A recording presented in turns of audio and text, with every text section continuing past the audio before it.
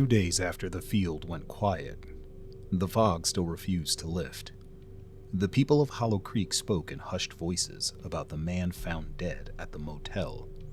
The blood had dried black, his skin cold as ash.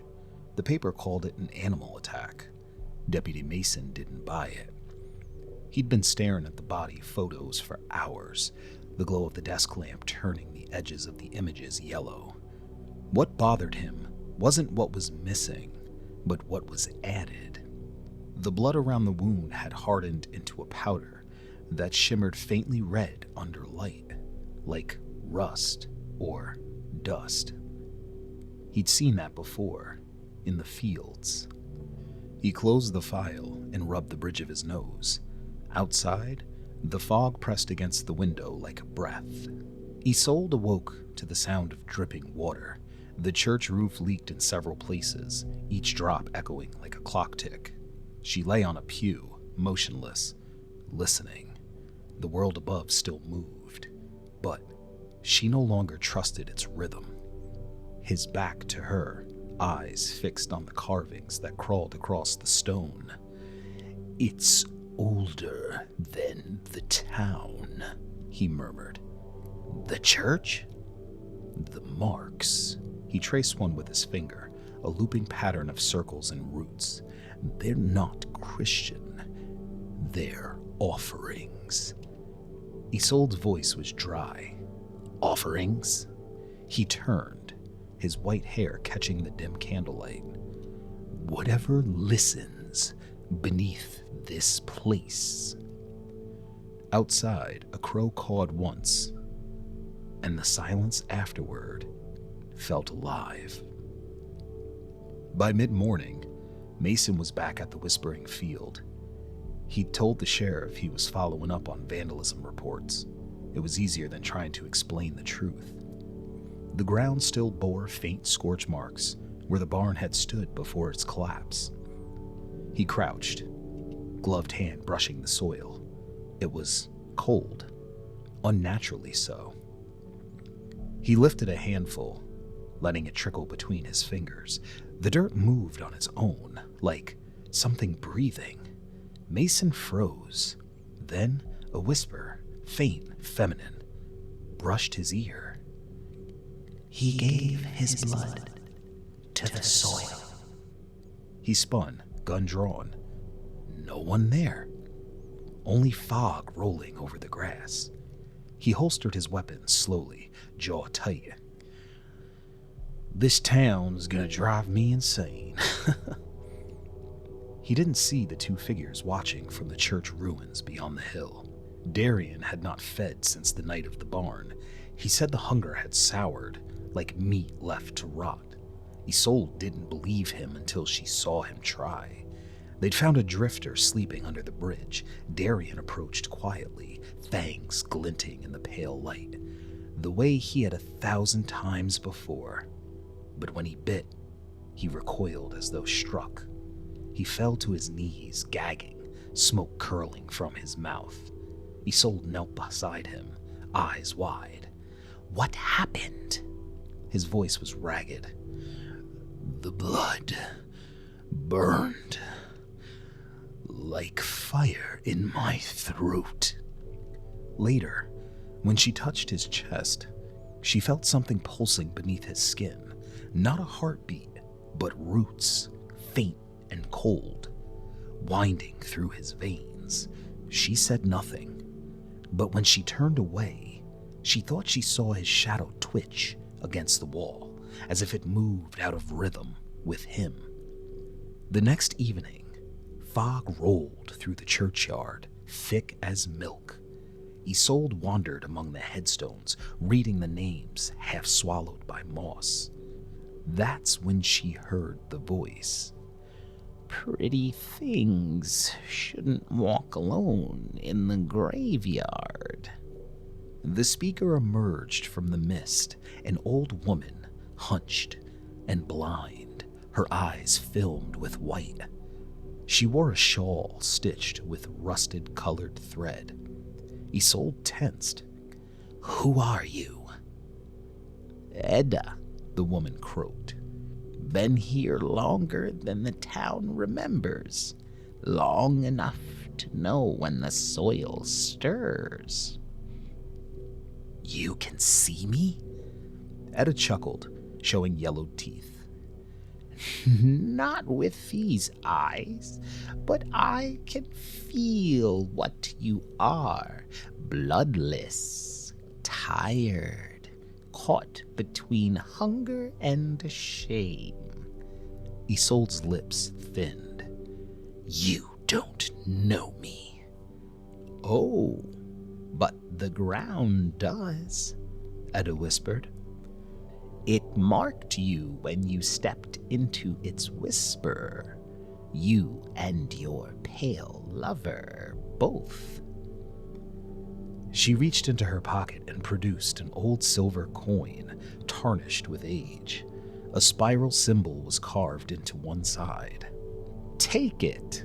Might keep the dark from mistaking you for kin.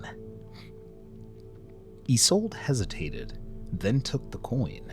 It was warm to the touch, pulsing faintly like a heartbeat. When she looked up again, the old woman was gone. This unsettled her. That night, Mason dreamed of roots. He saw them crawling beneath the town, writhing like veins, threading through houses, curling around coffins. In the dream, the roots whispered in children's voices, We feed, we grow, we remember. He awoke sweating, gun drawn, the radio crackling beside his bed. At first there was static, and then a voice. Deputy Mason, come in. He grabbed the mic. Go ahead. We've got another one, out by the creek. Same kind of wounds. Mason swore under his breath. He grabbed his jacket and headed into the fog. When he reached the creek, the sheriff was already there. The body was twisted, eyes open, throat torn. But the blood had hardened into the same black dust. Mason crouched. There's no footprints. Animal, you think? The sheriff asked. Mason didn't answer. His eyes had caught something else. Symbols scratched into the rock near the body. Circles and roots. The same ones from the church. Darian was unraveling. He stood before the church mirror, eyes burning red, his reflection hazy. It's inside me, he whispered. Whatever the field was, it marked me. Isolde placed a hand on his shoulder. We'll find a way to stop it. He turned, his pupils glowing faintly. Maybe I don't want it to stop. What are you saying? His smile was thin, cruel. What if this is evolution? What if we were meant to be more than leeches hiding from the sun, Isolde? Her hand trembled. That's not you talking. He leaned close, voice low. Maybe it is. That night, she didn't sleep. She'd watched him from across the room, and for the first time in centuries, Isolde was afraid of him. The next evening, Mason parked outside the old church. He didn't know why he'd come, just that every road, every instinct led him here. When he entered, his flashlight beam caught movement, two figures, pale and still. Easy, deputy, Darian said, raising his hands. We are not the enemy. Mason's gun stayed steady. You look like the kind of thing that makes enemies fast. Isolde stepped forward slowly. You've seen what happens, haven't you? The soil, the deaths. Mason's eyes flicked between them. You're saying this town's cursed? Darian smirked. We're saying it's alive. Before Mason could reply, the church bells above began to toll. slow, uneven. Dust rained from the ceiling. The walls rippled like muscle. "Move!" Mason shouted. The three of them dove as the floor split open, roots bursting upward, twisting, reaching. Isolde threw the silver coin into the air. It flashed once, and the roots shrieked and recoiled. When the sound faded, Mason was the first to speak. "You're coming with me. You're going to explain everything." They followed a map of half-collapsed mining routes found in the church archives. Edda's coin glowed faintly when near certain passages, guiding them deeper.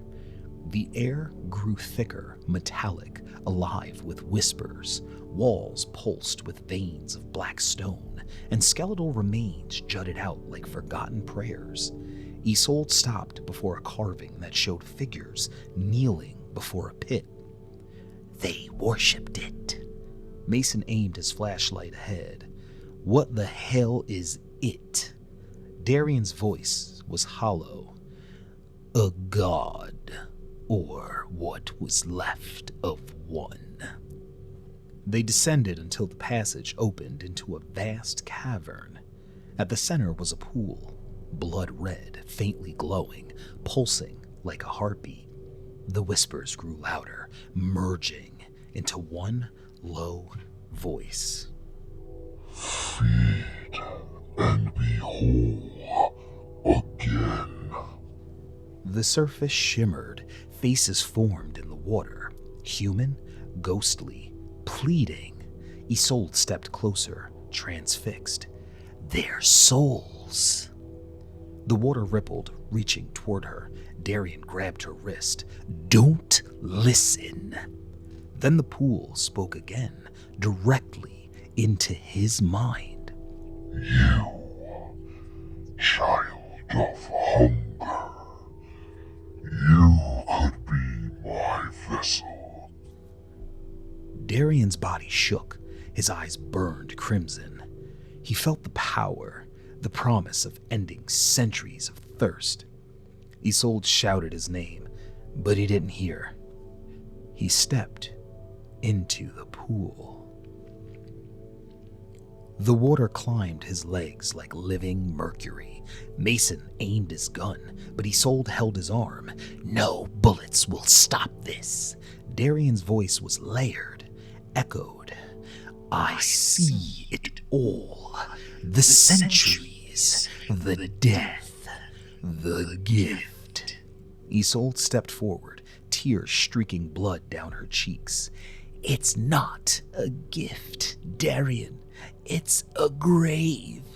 For a heartbeat, something flickered in his face. Recognition? Sorrow. Then he looked at Mason. "Get her out." "Not without you," she cried. He smiled faintly. Too late. The pool flared red.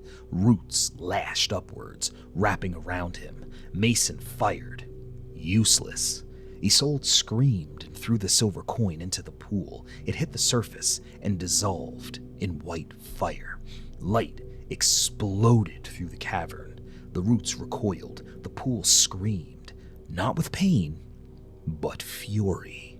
When the light faded, Darian was gone, and the pool was still. Mason dragged Isolde up through the tunnels as the earth shook behind them. When they burst into daylight, the field above was silent. No whispers, no movement, just wind. Mason knelt, catching his breath. "It's over." Isolde stared at the horizon. "No, it's sleeping." He looked at her, seeing something softer in her eyes. The red dimmed, replaced with faint amber. He said quietly, "You don't have to run anymore." She smiled sadly. "You don't know what I am." "Maybe I do." The field exhaled, scattering ash into the wind. 3 days later, Mason was back in his cabin, sipping cold coffee when a knock came at the window. He turned, saw a pale figure in the fog, half shadow, half man. Darian. Scars burned across his neck. His eyes glowed faintly red. Mason stood, stunned. You're alive? Darian's smile was grim. Depends what you mean by alive. He stepped closer, voice low. The field isn't dead, Deputy. It just moved. Before Mason could speak, Darian vanished into the mist. Outside, the wind whispered through the trees, carrying a faint, familiar voice.